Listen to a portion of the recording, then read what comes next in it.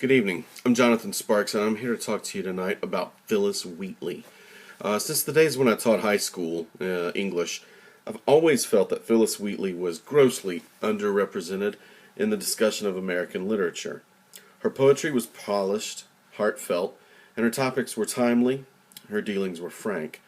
In a time when there were many misunderstandings and unsubstantiated claims about the potential of black people, she was a living, breathing counterpoint to make people think more carefully. John Wheatley, her owner, was a merchant in Boston, and he sought to purchase a servant for his wife, Susanna.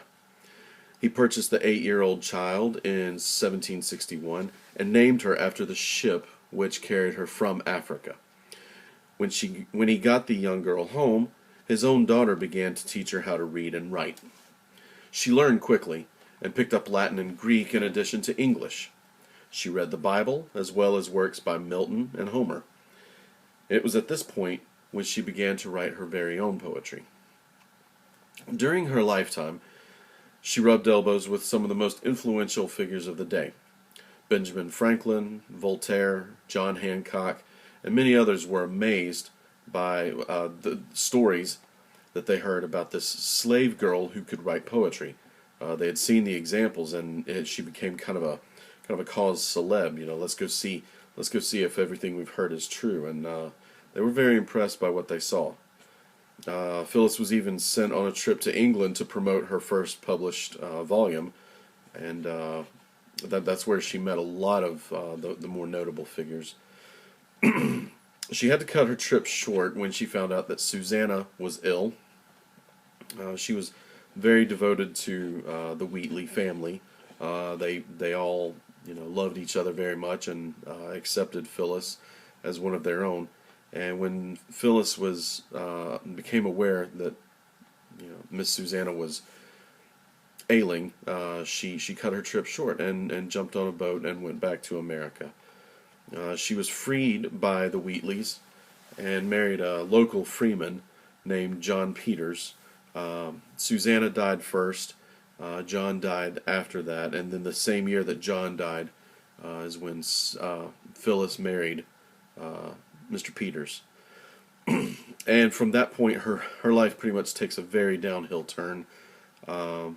Without the connections that the Wheatleys had, Phillis was unable to get a second volume published. She was also in her marriage to John. He was not the model husband. He was, by some accounts, he was a drunk. He was in debtor's prison from time to time, and she was unfortunate enough to lose her first two children to bad health. She died while holding her third infant, who followed her shortly thereafter. So it was a very sad ending to such a promising story with Phillis Wheatley. Her poems are testaments to the faithfulness of God and His providence for His children. She wrote about independence and freedom, both from England and from slavery.